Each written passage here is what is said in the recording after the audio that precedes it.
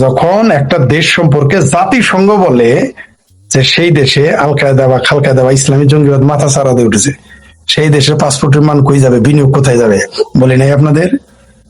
আমরা যখন বললাম বাংলাদেশে মৌলবাদী রাজনীতির উত্থান ঘটেছে, আমরা যখন বললাম বাংলাদেশে জঙ্গিবাদী রাজনীতির উত্থান ঘটেছে, আমরা যখন বললাম বাংলাদেশে হিজবুত তাহরির রয়েছে, আমরা যখন বললাম শিবিরের কোচিং সেন্টার গুলো হলো যে ইসলামী মৌলবাদের ঘাঁটি, স্কুল কলেজ বিশ্ববিদ্যালয় গুলোতেও ইসলামী মৌলবাদের বীজ শুধু রোপণ করা হয় না, সেগুলো বৃক্ষ হয়ে গেছে, তখন আমাদের বলা হলো আমরা ভারতের দালাল, আমরা ইসলামের শত্রু, আমরা মুসলমানের শত্রু। দুই চারজন বামপন্থী এটাও বললো যে এটা ইসলামোফোবিক। আজকাল মাদ্রাসায় বলৎকার করে, সেটাও যদি বলেন ইসলামোফোবিয়া, মানে বলা যাবে না, মাদ্রাসায় বলৎকার যতই করুক বলা যাবে না, তাহলে আপনি ইসলামোফোবিক। মাদ্রাসায় যতই বোমা মেরে বোমা ট্রেনিং করে গেলে বললে ইসলামোফোবিক। আমাদের তো ভারতের দালাল বলছেন, ইসরায়েলের দালাল বলছেন, তো এখন কি বলবেন? জাতিসংঘ তো বলেছে বাংলাদেশে খাল কায়দার উত্থান ঘটতে যাচ্ছে, এখন কি বলবেন? মুরদ থাকলে তাদের বিরোধিতা করেন, পারবেন? মুরদ থাকলে বিরোধিতা করে দেখান, মিছিল করেন, দেখি কত মুরদ আছে আপনাদের। এই যে সিংকু বাম, আমার ভাবির পোলারা, তারপর বিএনপি, জামাত, হেফাজত, চামড়া নাই পীর, চামড়া সারা পীর, এরা মিছিল করুক, বলুক জাতিসংঘের এই কথা তারা মানে না।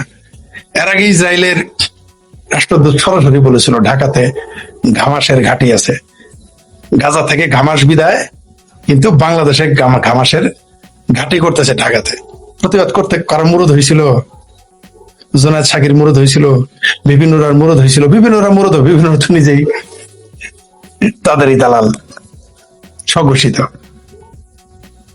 বিএনপি প্রতিবাদ করেছিল সেই ইসরায়েলের দক্ষিণ এশিয়া বিষয়ক রাষ্ট্রদূতের বক্তব্যের বিরুদ্ধে, পারে নাই। আমরা তো এগুলো বলে আসছি, আমাদের ভারতের দালাল বললেন, ইসরায়েলের দালাল বললেন। এই যে এখন যে জাতিসংঘ বলতেছে দক্ষিণ বাংলাদেশে যে ঢাকাতে যে আল কায়দা নাকি সাল কায়দা ইসলামী জঙ্গিবাদের উত্থান হচ্ছে, এখন কেমন কি কালেমার পতাকা উড়াবেন না? যখন কালেমার পতাকার নামে ফাত্রামি শুরু করেছিলেন তখনই আপনাদের সতর্ক করেছিলাম, যত খুশি হয়েন না, ঈদের চাঁদ দেখে অত খুশি হয়েন না, রোজা থাকতে হবে কিন্তু, না খাই দাম লাগবো, বলছিলাম কিনা? একেবারে মানে হকার থেকে শুরু করে লিল্লা করে সব বাংলাদেশ একেবারে পতাকা টানানোর হিরিক পড়ে গেল। আবার ওই যে এক জঙ্গি একটা আছে আল কায়দার, যে পাকিস্তানের জঙ্গি একটা ছিল, যে আজার নাকি ফাজার মুফতি চিটাগাং লাল খাল মসজিদের, সে আবার বললো পতাকা টানাও, কলেমার পতাকা। এখন ভালো হয়েছে না? এখন ভালো হয়েছে কিনা? এই যে এখন যে জাতিসংঘ রিপোর্ট দিয়েছে, এটা কি করবেন? এটাও কি বলবেন যারা আওয়ামী লীগ হয়ে গেছে? এখন কি বলবেন যারা ভারতের দালালি করে, ইসরায়েলের দালালি করে জাতিসংঘ? বলেন, মুরুদ যদি থাকে বলেন দেখি, সেটার মুরুদে গুলাই কিনা। আমরা যখন বলি বাংলাদেশে মৌলবাদ ছড়িয়ে গেছে, ভালো লাগে না, তাই না? গরিবের কথা বাসাইলে হলে এখন কেমন লাগে? বলেছিলাম কিনা 2024 সালে যে একটা জঙ্গিবাদী আন্দোলন হয়েছে, বলেছিলাম কিনা? সিংকুবাম এরা তো 2 কদম আগে, এরা করে খালাতো ভাই এখন জঙ্গি আছে, সেটা সিংকুবামদেরও ফাটাবে এবার, মিছিল করেন না এবার। বলেছিলাম তো আপনাদের, আমাদের কথা তো ভালো লাগে না, কেন? আমরা তো মুহাদ্দিস না, মুফতি না, আমাদের কথা ভালো লাগে না। আবার যে মুফতি আপনাদের সমালোচনা করবে তারও ভালো লাগবে না। আমরা কলেজের ইউনিভার্সিটি ভিজি না, আমরা নেতা না, মন্ত্রী না, আমাদের কথা ভালো লাগে না। আমরা বুদ্ধিজীবী না, আমাদের কথা ভালো লাগে না। এখন ভালো হয়েছে না? কথাটা সতর্ক না? কেন জামালপুর, মাতারগঞ্জ, জামালপুরের সরিষাবাড়ি, মাতারগঞ্জ, পিকনে, ধনবাড়ি কালেমার পাতা করে, কালেমার পতাকার ফাত্রামি ছুড়াই ফেলছে না কেমন? বলছিলাম কিনা যে এই কালেমার পতাকা কোরআনের কারণে বাংলাদেশের ভাবমূর্তি ক্ষুণ্ণ হবে, ইসলাম বিতর্কিত হবে, মুসলমান বিতর্কিত হবে, বলেছিলাম কিনা? কেমন লাগে এখন? কেমন লাগে? ভালো হয়েছে না এখন? জাতিসংঘ মানে তোমাদের আব্বা কি আব্বা বলেছে। এখন আপনি দেখেছেন, যদি এটা ভারত বলতো তখন দেখতেন মিছিল মিটিং শুরু হয়ে যেত, চামড়া নাই ফির বাইতুল মোকাররম গরম করতো, সিংহবামেরা পল্টন গরম করতো, শাহবাগ গরম করতো। এখন কোনো মিছিল নেই কেন? মৌলভী সাহেবরা কেমন লাগে এখন? আমরা বারবার বলেছি যে মাদ্রাসাগুলোতে বলাৎকার হয়, সতর্ক হন। এইটা আরেকটা ঠেলা খাবেন আপনারা এই মাদ্রাসার বলাৎকার নিয়ে। পুরো বাংলাদেশকে একটা বলৎকারী সেন্টার হিসেবে ঘোষণা করবে জাতিসংঘ খুব শীঘ্রই। মানবাধিকার সংস্থাগুলো অপেক্ষায় থাকেন, অপেক্ষায় থাকেন। যে মাদ্রাসা নিয়ে আপনারা মানতেছেন না এখন আমাদের কথা। সাইফুল বাতেন টিটো, মুফতি মাসুদ যখন বলে মাদ্রাসায় বলৎকার হচ্ছে, আপনারা এটা ইয়ের কি মনে করেন? এটা যে গাছ হবে কয়দিন পরে বুঝতে পারবেন। এই বাংলাদেশে যে মৌলবাদ চর্চা হচ্ছে, আপনারা যে অস্বীকার করলেন, এখন কি করবেন? খোদ জাতিসংঘ বলছে এখানে আল কায়দা, সাল কায়দা, এদের উত্থান ঘটেছে বাংলাদেশে। বিনিয়োগ আসবে না, ভর্তি করাবে না আপনাদের বিদেশে, ভিসা দিবে না, বিনিয়োগ আসবে না, আশিক ফাশিক চৌধুরীদের কথায় আসবে না। আমাদের কথা তো, এই জন্য আমাদের জামালপুর একটা কথা আছে, আইজ বুঝবি না বুঝবি কাইল, পুটকি হাতাবি পারবি গাইল, কপাল হাতাবি আর থাবড়াবি আর পারবি গাইল। এখন কেমন লাগে? আমরা বহুবার বুঝিয়েছি, ধর্মের নামে ফাত্রামি কম করেন। মানে স্কুল কলেজ, মানে মাদ্রাসাগুলো তো মাদ্রাসা, স্কুল কলেজগুলোকে কমই আর হায়ার মাদ্রাসা বানাই ফেলছেন। এখন ভালো হয়েছে না? এবং আমরা এটাও বলেছিলাম যে এই দেশে মাদ্রাসা হচ্ছে মানেই ইসলামী জঙ্গিবাদ মাথা চারা দিয়ে উঠবে। এদেশের বুদ্ধিজীবীরা এটা নিয়ে কথা বলে না, মনে করে সাধারণত পালাবে। সব বুদ্ধিজীবীর পোলাপান দেখবেন যে নিজেদের পাসপোর্ট বিদেশি, অথবা পোলাপান বিদেশে থাকে, একটাও দেশে থাকে না। ফ্রড মাজারের বাচ্চা কাচ্চা বাংলাদেশে থাকে।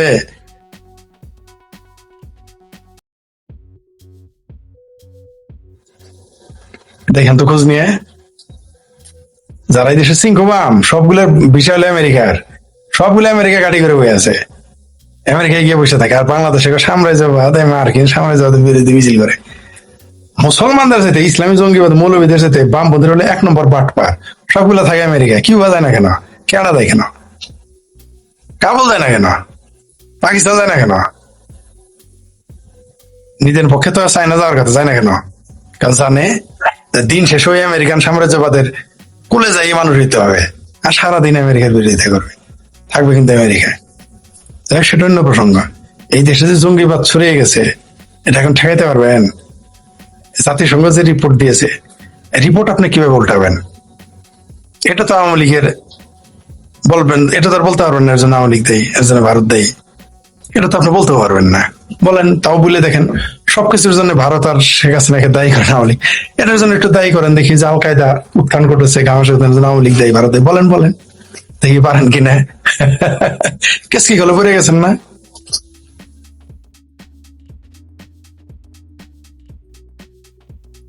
কি জবাব দেবেন এখন? এই বাংলাদেশ কোন দিকে যাবে? বাংলাদেশের ভবিষ্যৎ কি? এই যে জুলাই সন্ত্রাস, যে এটা একটা, আর এই যে দেখেন সেনাবাহিনী সাইরু খলিফা নামে কোম্পানি খুলে, আবার আয়েশা ফাতেমার নামে কোম্পানি, নারী কোম্পানি খুলবে, ইসলামী ইনস্টিটিউট বানায় বাংলাদেশ সেনাবাহিনী। কি বুঝলেন? বলি নাই এই যে সেনাবাহিনীর ভিতরে জঙ্গিবাদীরা আছে, এগুলো বিদেশিরা বুঝে গেছে, জাতিসংঘ বুঝে গেছে। রিপোর্ট এখন ভালো হয়েছে না? বা আগামীতে আমি আর একটা জিনিস বলে রাখি আপনাদের, এই সেনাবাহিনীকে নিয়ে দেখবেন সারা পৃথিবীতে বাংলাদেশ সেনাবাহিনী নিষিদ্ধ হয়ে যেতে পারে। আল কায়দা, হিজবুত তাহরির জঙ্গিবাদের পৃষ্ঠপোষক হিসেবে আমাদের দেশের আরো সর্বনাশ হয়ে যাবে। সেনাবাহিনী ভাবমূর্তিও নষ্ট হয়ে যাবে একবারে। বাংলা দেখেন আপনি, যেই দিনই চার খলিফার নামে বলছে কোম্পানি করবে, আবার দেখেন 2-1 আওয়ামী লীগের শিক্ষকেরাও দেখি আবার বাহবা দিছে, কয় এর নামে খুলবে না, তো রামের নামে খুলবে। 2-1 শিক্ষক এরকম, আবার তার বাপ নাকি মুক্তিযোদ্ধা ছিল। আওয়ামী লীগেরও 2-1 এরকম পোস্ট দিয়েছে, দেখেছি। এখন কি বুঝতে পারছেন? তা আমরা তখনই সতর্ক করেছি। চার খলিফার সাথে বাংলাদেশের আর্মি সম্পর্ক কি? সম্পর্ক একটাই আছে, বাংলাদেশ যদি জঙ্গিবাদী রাষ্ট্র হয়। আয়েশা ফাতেমা নামের নারী কোম্পানি খোলার কারণ কি? যদি বাংলাদেশের জঙ্গিবাদের সাপোর্টার হয় বাংলাদেশ সেনাবাহিনী। এই যে বারবার বলছি হিজবুত তাহরিরের, বাংলাদেশের সবচেয়ে বড় পোস্টার টানা হিজবুত তাহরির, এত বড় বড় পোস্টার আপনি কিভাবে টানাইলেন? আওয়ামী লীগের আমলে কারা টানাইলো? সন্দেহ কিন্তু ছিল সেনাবাহিনীর দিকে আমার। আপনারা আমার ফেসবুক পোস্ট গুলো পড়ে দেখেন, বারবার বলেছে এত বড় পোস্টার কিভাবে আসে? যেখানে আওয়ামী লীগ অলিতে গলিতে আওয়ামী লীগ পোস্টার টানাইতে পারে না, আর হিজবুত তাহরিরের জঙ্গিরা বুয়েটের শিক্ষকের ছাত্রদের দরজার ভিতর দিয়ে আসে সিসি ক্যামেরার ভিতরে। আমরা তখন বলেছি, গুরুত্ব দেন নাই। বাংলাদেশ পাকিস্তানের শুধু ভয়ঙ্কর পরিস্থিতি হবে এই বাংলাদেশের যদি এইভাবে চলতে থাকে। ইসলামী জঙ্গিবাদ যেখানে মাথাচাড়া দিয়েছে, ওই দেশের অস্তিত্ব বিলীন হয়ে গেছে। ইরাকের মতো ধনী দেশ এখন লাইনে ধরে খাবার খায়, লিবিয়ার মতো ধনী দেশ লাইনে দাঁড়ায় খাবার খাইতে হয়, আর বাংলাদেশ তো গরিব দেশ, ওই ইরাকে গিয়ে চাকরি করতো, লিবিয়া গিয়ে চাকরি করতো, এখনো করে। তাহলে বাংলাদেশে পরিণতি কি হবে এই ইসলামী জঙ্গিবাদের কারণে?